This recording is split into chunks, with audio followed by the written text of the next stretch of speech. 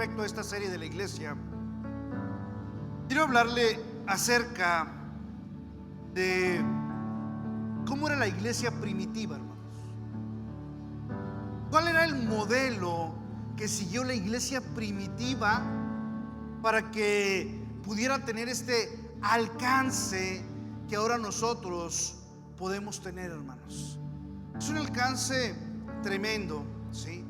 Y usted, no sé si en alguna ocasión ha escuchado que dice que el primer ministerio es tu casa.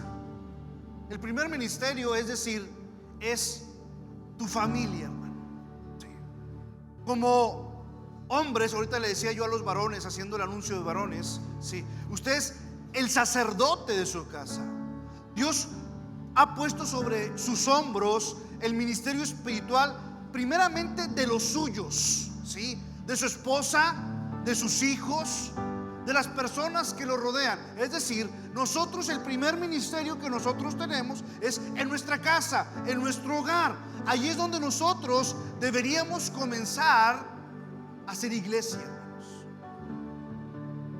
El pastor Paul John Guichot, quien hace unos años partió a la morada celestial, impactó tremendamente la vida espiritual del pueblo coreano. La iglesia que pastoreaba el hermano Paul Chon fue conocida como la iglesia con mayor membresía en el mundo. La membresía de la iglesia en aquel lugar, en Corea, en 2007 llegó a alcanzar la cifra de 830,000 miembros que se reunían cada domingo. Solamente en Seúl, la capital, se reunían 200,000 en ese año del 2007, obviamente en varios servicios de aquella ciudad. La pregunta es, hermanos, ¿cómo es posible, si no hay un lugar en este mundo que pueda albergar tal cantidad de personas? No lo hay, hermanos. Si tú lo pensaste, es decir, el hermano está echando mentiras. Es cierto, no hay un lugar que albergue más de 200,000 personas en un solo sitio. Entre los estadios más grandes del mundo, hermanos, se encuentra el Rumgrado en Corea del Norte, que tiene una capacidad de 114,000 personas. Y los que le van a la América van a decir: ¡Ey, el Coloso de Santa Úrsula es el más grande! Sí. Déjame decirte que se encuentra rankeado en el número 8, con una capacidad de 87,500 personas que le caben al estadio que está, el Estadio Azteca. Entonces, hermanos, ¿cómo es posible que esta persona haya tenido alrededor de 830,000 miembros, ¿sí?, y que pudieran congregarse en un solo día, poniendo que en la capital, en Seúl, se congregaban 200,000 en diferentes servicios en esa iglesia enorme que tienen?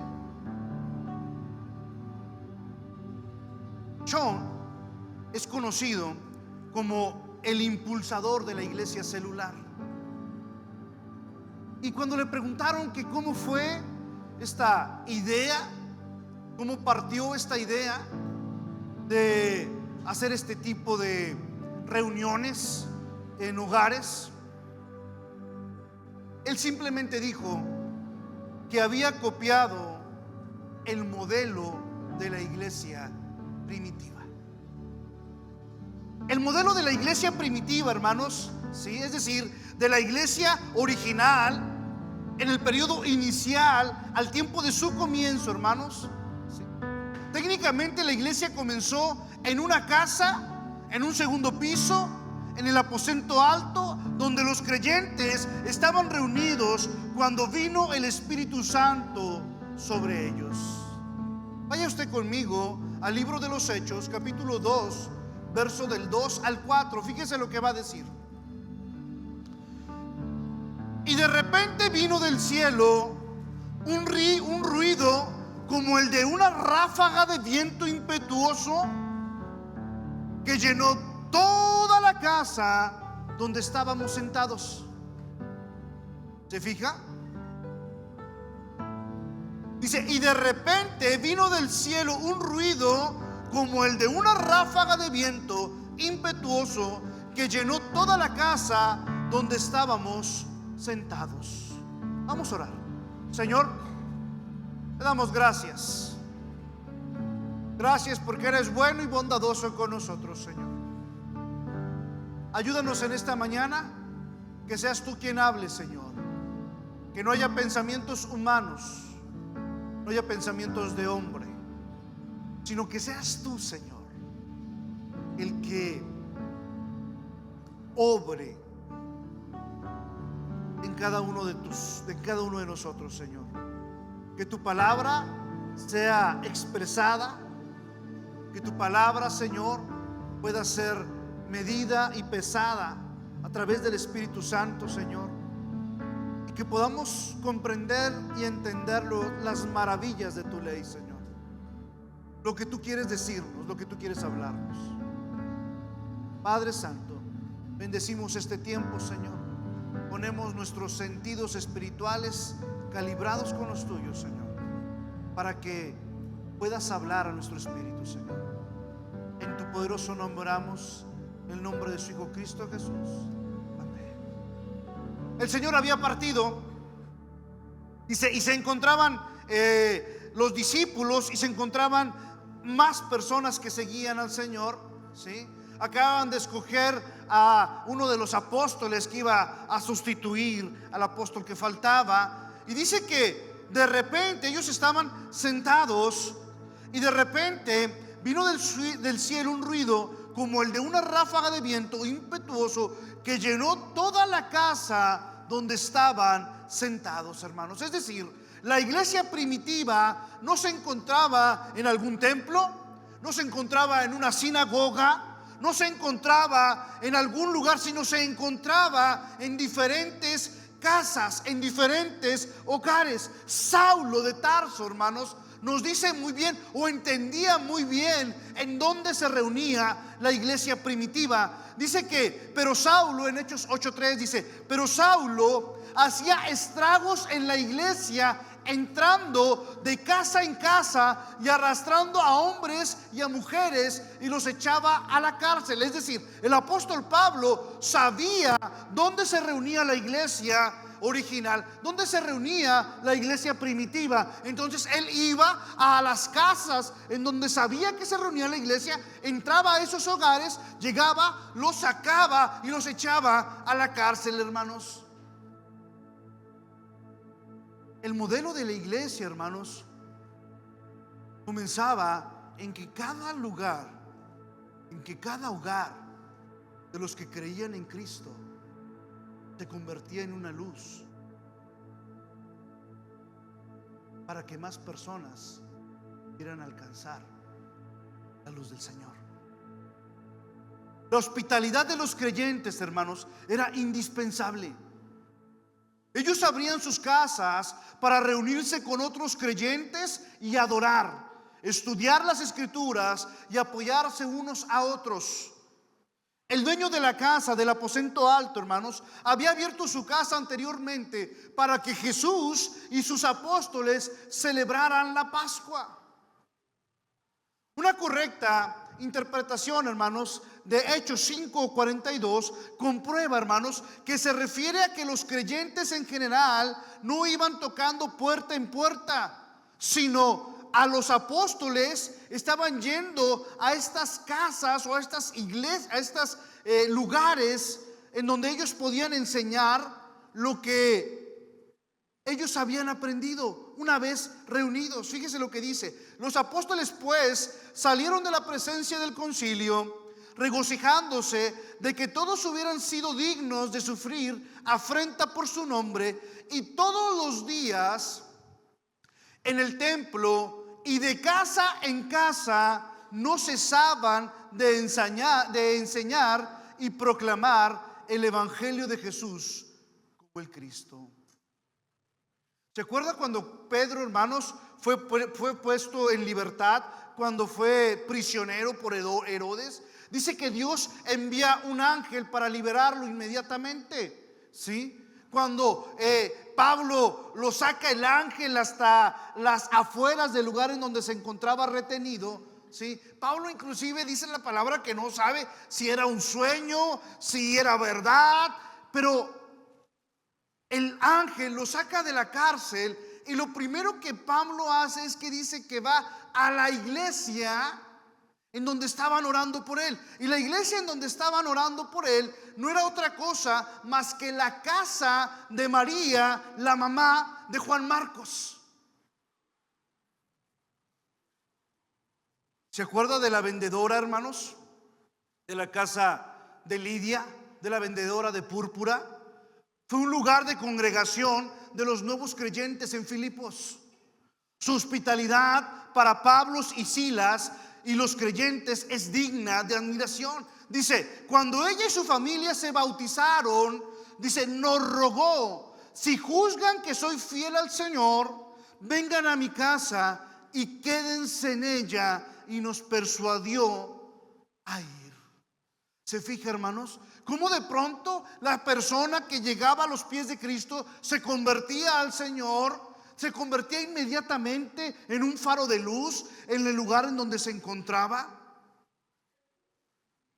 Después de haber salido, hermanos, expulsados de Roma, Priscila y Aquila conocieron a Pablo en Corinto. Después de una temporada en Éfeso, hermanos, donde tuvieron una iglesia en su casa, habían regresado a Roma y de nuevo eran anfitriones en una de las iglesias caseras en aquella ciudad, hermanos. Romanos 16:3 dice: saluden a Priscila y Aquila, mis colaboradores en Cristo Jesús. Verso 5: saluden también a la iglesia que está en su casa.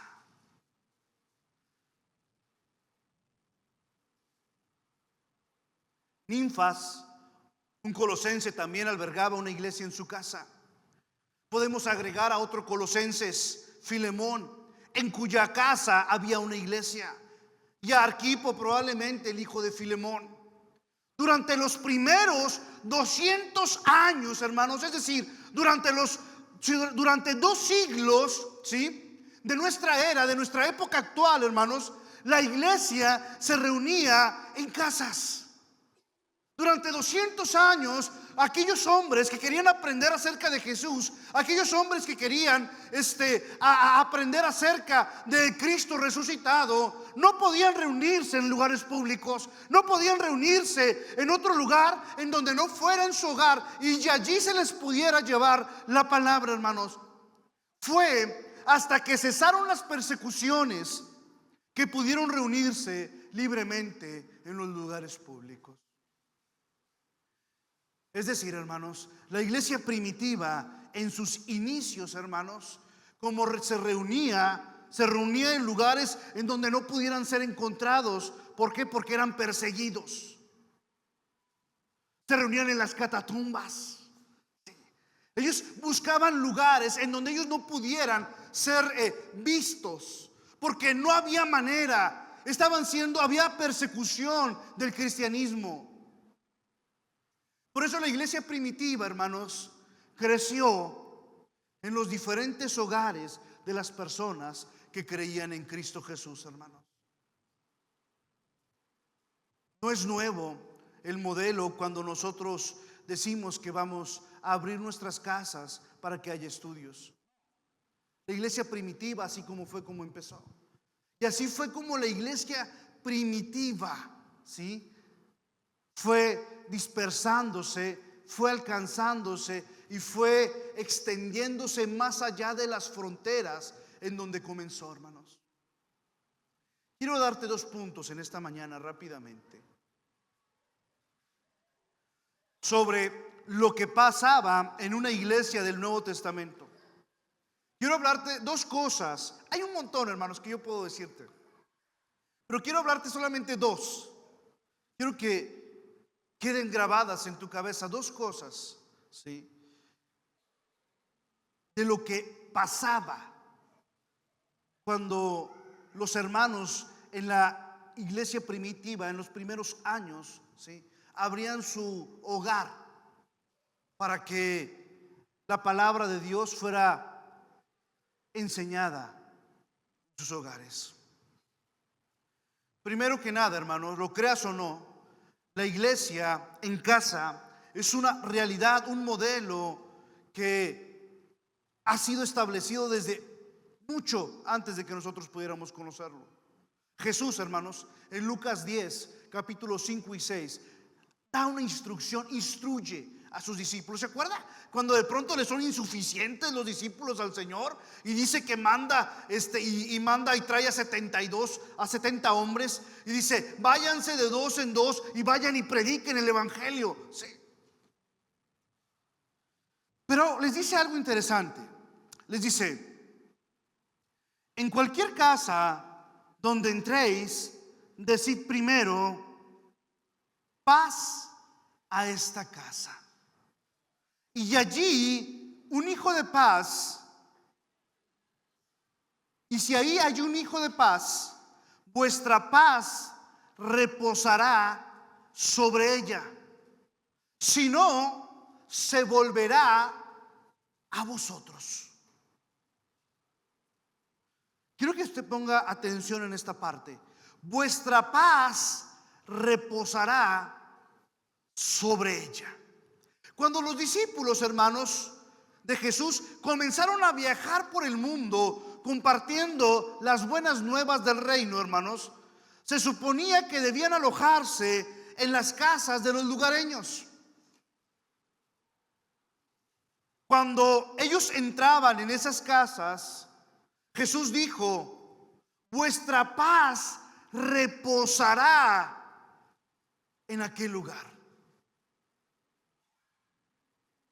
Lo que quería decir Jesús, hermanos, era que debían quedarse en esa casa enseñando y predicando el evangelio del reino, hermanos.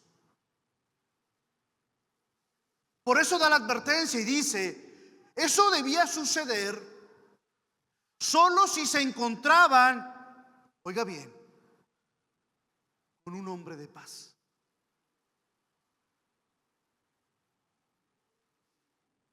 Solamente si se encontraban con un hombre de paz. Es decir, hermanos, en otras palabras, en alguien que fuese receptivo al evangelio. Por eso dice el Señor: cuando entres allí, si allí hay un hijo de paz, vuestra paz reposará sobre ella. Si no, se volverá a vosotros, hermanos. Es decir, cuando había llegaba alguno de los apóstoles a algún lugar, a Capernaú, a donde sea que llegasen, y de pronto encontraban, predicaban el evangelio, y la persona era receptiva al evangelio, era receptiva a las enseñanzas, ellos se quedaban allí y predicaban el evangelio. ¿A quién crees que lo predicaban? Obviamente al hombre que se encontraba allí y a la familia que se encontraba allí. ¿Se acuerda usted del carcelero? Cuando cuando Pablo le dice: hey, no te hagas daño, todos estamos aquí. Y dice que el carcelero va corriendo a los pies del apóstol y le dice: ¿qué debo hacer para ser salvo? Y es salvo él y su casa, es decir, su familia.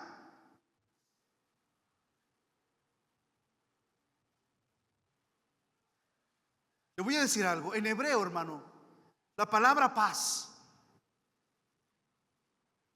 Shalom no es la ausencia de conflictos o problemas. Shalom no es la ausencia de conflictos o problemas, sino la presencia en la vida de Dios mismo, dándonos la fuerza de su amor para sobreponernos de toda dificultad. Es decir, hermanos, la paz, aquella paz que viene del Señor, esa que no tiene entendimiento, hermanos, no quiere decir que está alejada de los problemas o de los conflictos, sino que es esa paz en donde nosotros podemos estar permanentemente en la presencia de Dios para sobreponernos de cualquier dificultad. Es decir, hermanos, es tener confianza, sosiego en medio de la tormenta, basados en la confianza de su amor y la esperanza de una vida mejor en la eternidad, hermanos. Hace tiempo atrás, la revista Times lanzó un concurso espectacular. El referido concurso, hermanos, que movió cerca de 200,000 personas, solicitó sugerencias sobre la paz mundial. La sugerencia, hermanos, que ganaría sería elegida para un gran premio económico. Es decir, hermanos, en ese momento, ese concurso que pusieron, ¿sí?, tuvo sugerencias enviadas de un sinfín de personas, de un sinfín de lugares. Pero entre las más de 200,000 cartas que hubo algunas que llamaron la atención y se clasificó entre las mejores. Y una de estas cartas que se clasificó entre las mejores, hermanos, tenía una frase resumida, pero muy profunda, de cómo pudiera haber paz en el mundo. La frase decía: crean en Jesús. ¿Sabe por qué, hermanos?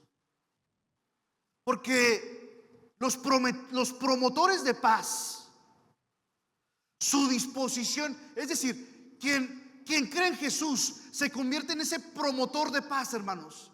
Quien cree en Jesús, sí, debiese tener esa disposición accesible. Debería ser una persona que pudiera, dice el apóstol Pablo, oyes, si está en ti que pueda haber la paz entre los hermanos, dice, haz la paz. Los promotores de paz, hermanos, son personas llenas de amor y de misericordia. Cuando usted es un generador de paz, hermanos, tiene que tener el amor de Cristo en su vida. Porque si no lo tenemos, hermanos, entonces vamos a andarnos desgreñando con todo el que nos haga una cara fea, ¿sí? Los promotores de paz, hermanos, son personas que desean y gozan llevar la paz a otras personas. Y lo más importante, hermanos, su conversación promueve la paz. Necesitamos, hermanos, ¿sí?, que esa paz del Señor pueda modificarnos internamente, para que también nosotros nos convirtamos en hacedores de paz.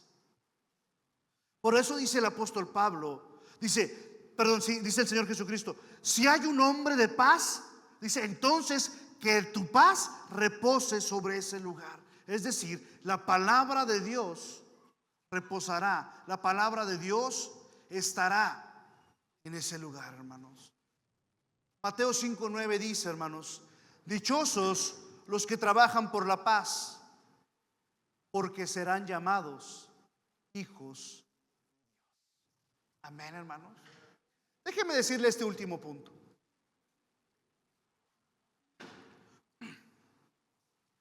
No solamente, hermanos, hay hombres de paz.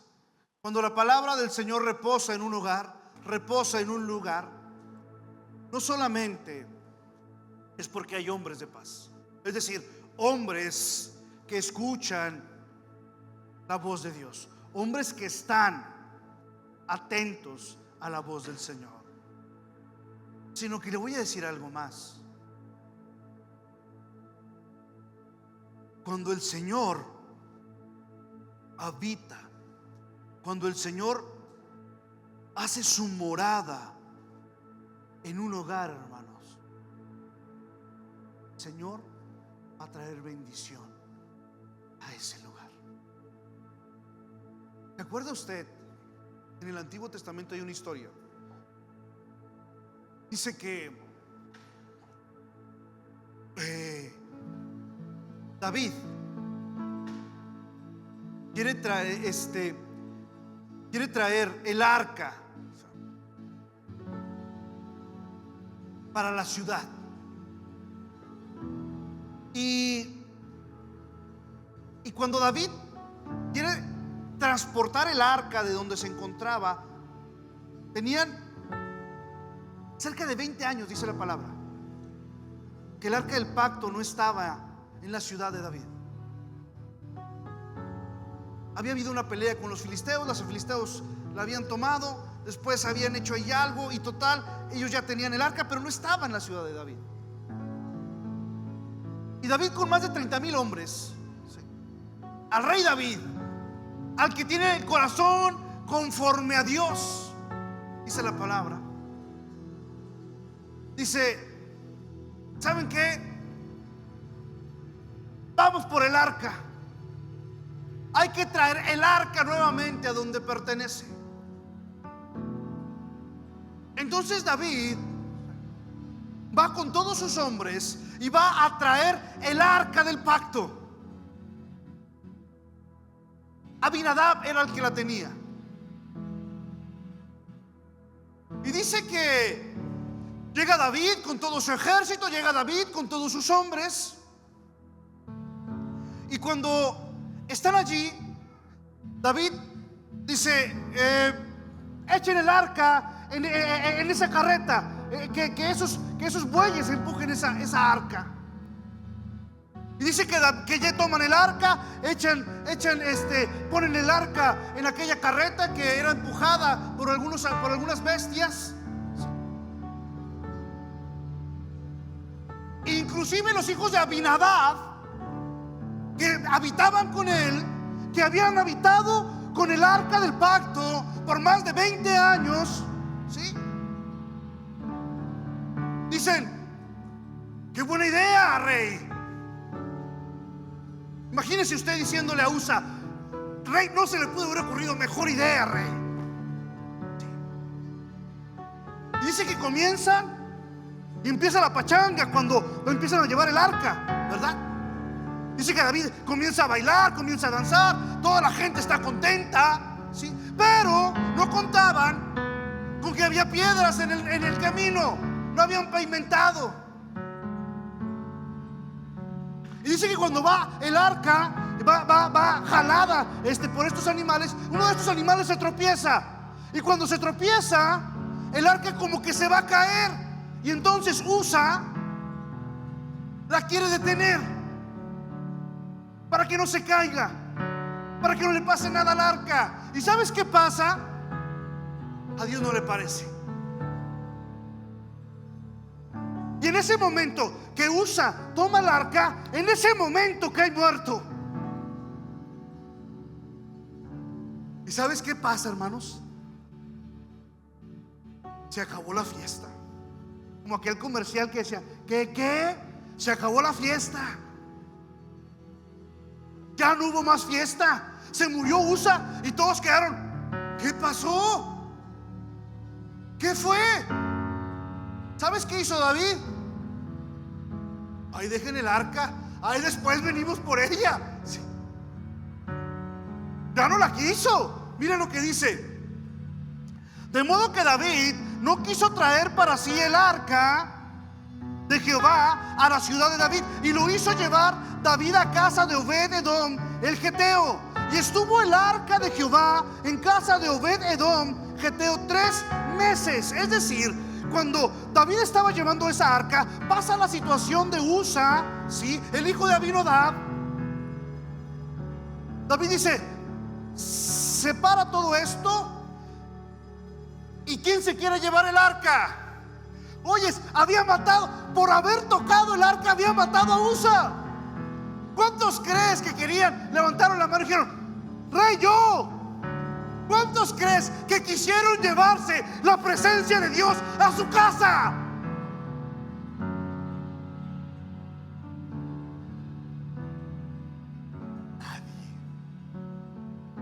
Nadie se quiso llevar la presencia del Señor a su hogar. ¿Sabes por qué? Porque tenían miedo de caer fulminados como Usa.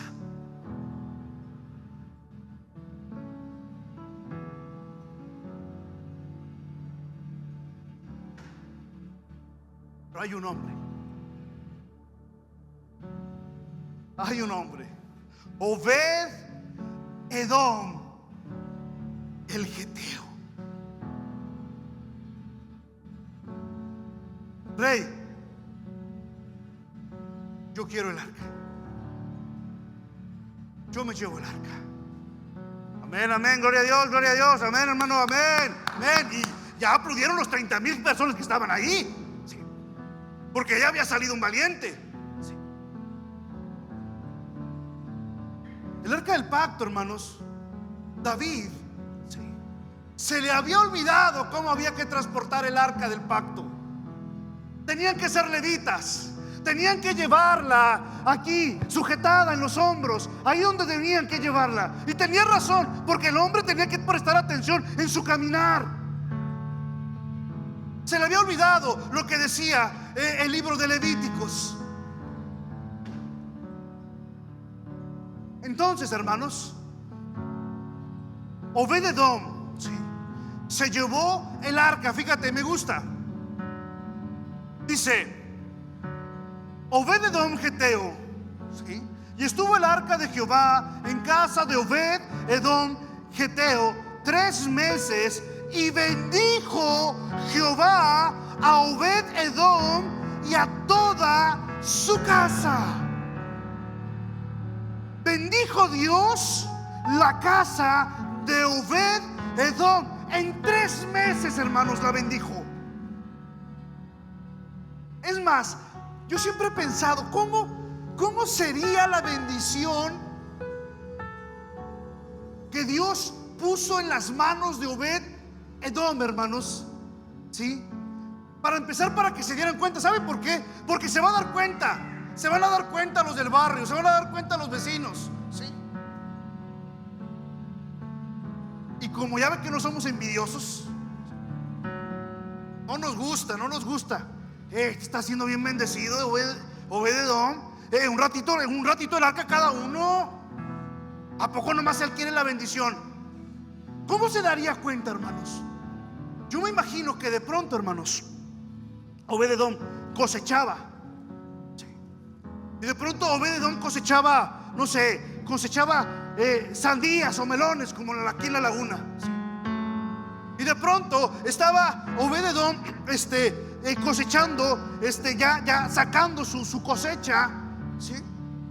Y de pronto estaba, no sé, un hermano de él para allá. Y de pronto su hermano sacaba una sandía, ¿sí?, de, no sé, 5 kilos. Y Obed-edom decía: mijo, tráete la carreta porque esta pesa creo que 50 kilos. Y de pronto iba Obed-edom así con la sandiota o con la zanahoria. Yo me imagino, algo debía haber visto la gente para que dijeran: es que está muy bendecido. Porque dice que van con el rey David y le dicen: oiga, David, ya supo. ¿Qué ¿Qué, mi amado hermano? ¿Qué? Usted aquí con una sandillía así de chiquita, hermano, y Obed-Edom, mire, con una sandía le da a comer a todo el pueblo. ¿Por qué? Oh, está bien bendecido, hermano, pero bien bendecido que está. Y David se vuelve a acordar del arca del pacto, ¿sí? Y dice David: vamos por el arca del pacto. La pregunta es, hermano, ¿no era la primera vez que el arca del pacto permanecía en un hogar? No era la primera vez. El arca del pacto permaneció por 20 años en la casa de Abinadab. 20 años permaneció el arca, la presencia de Dios, en la casa, en el hogar de Abinadab. Pero ¿por qué Abinadab no fue bendecido? ¿Por qué a Abinadab no le salieron unas sandías de 20 kilos? Eso no dice la Biblia, eso es mío, sí. ¿Por qué, hermano?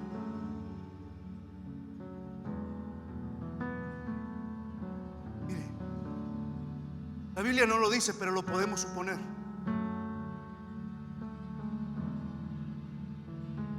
Usa era hijo de Abinadab.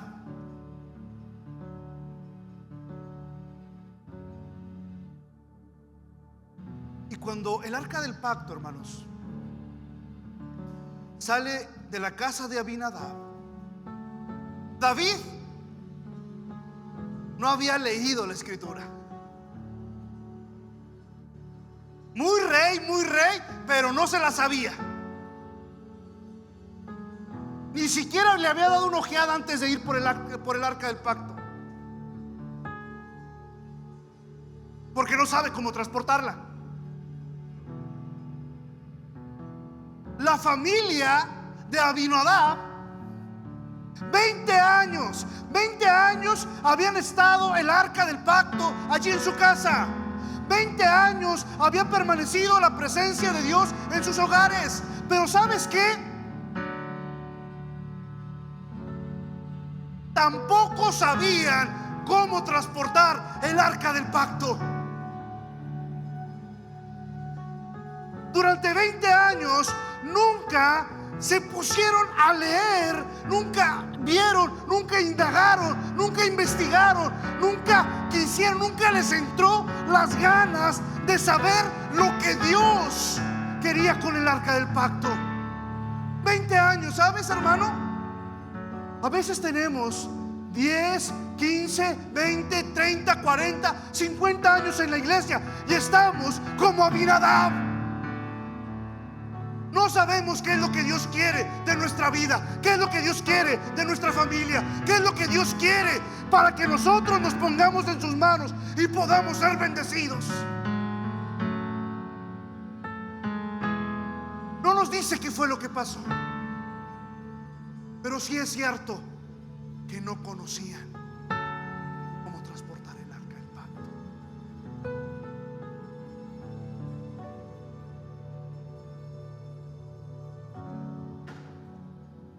Mira, hermano,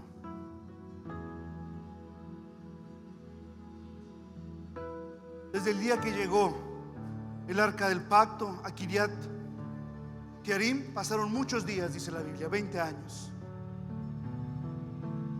Pero Obed-Edom, hermanos, fue un hombre temeroso de Dios y mostraba el debido respeto por el arca. A diferencia de Usa, hermanos, que pudo haberse mostrado familiarizado, pudo haber sabido. No, Usa estaba acostumbrado a no hacerle caso al arca del pacto. Estaba acostumbrado a tener la Biblia en medio de la sala con el Salmo 91 sin ni siquiera agarrar la Biblia.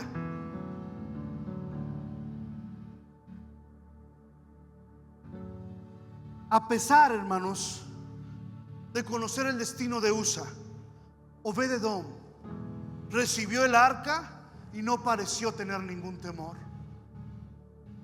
De hecho, hermanos, como un hombre piadoso, Obed-Edom no tenía que temer. Proverbios 28:1 dice: mas el justo está confiado como un león. Es posible, hermanos, que considerara que tener el arca en su casa era un gran honor y no una molestia. Es posible, hermanos, que cuando Obed-Edom levantó la mano, dijo: ¿sabes? Qué maravilloso es que yo pueda tener la presencia de Dios en mi casa.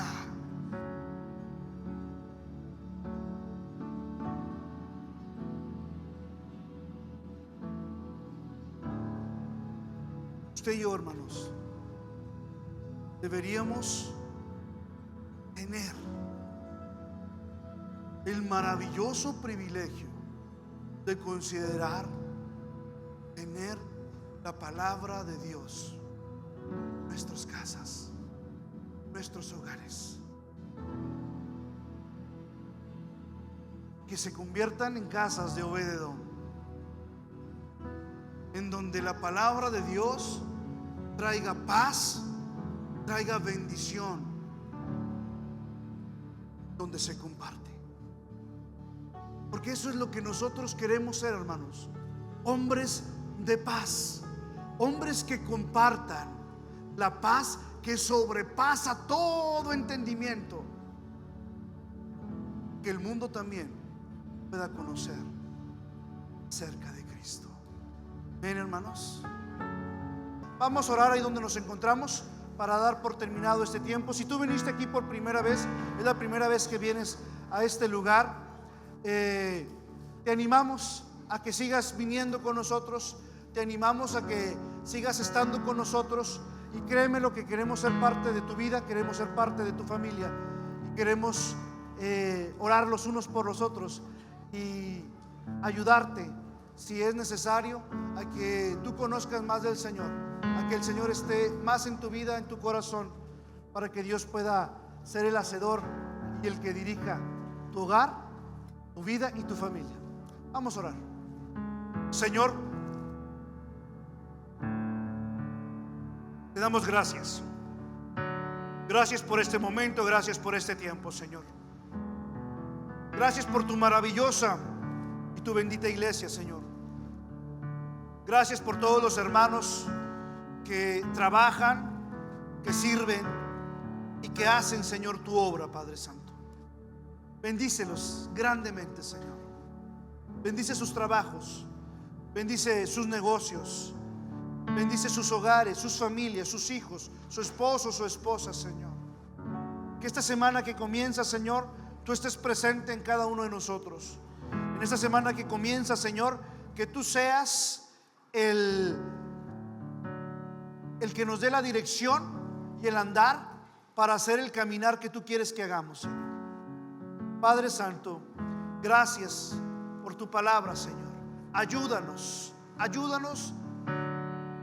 a desear, a anhelar, Señor, a no desenfocarnos, Padre Santo, de lo que tú quieres de nuestras vidas, Padre.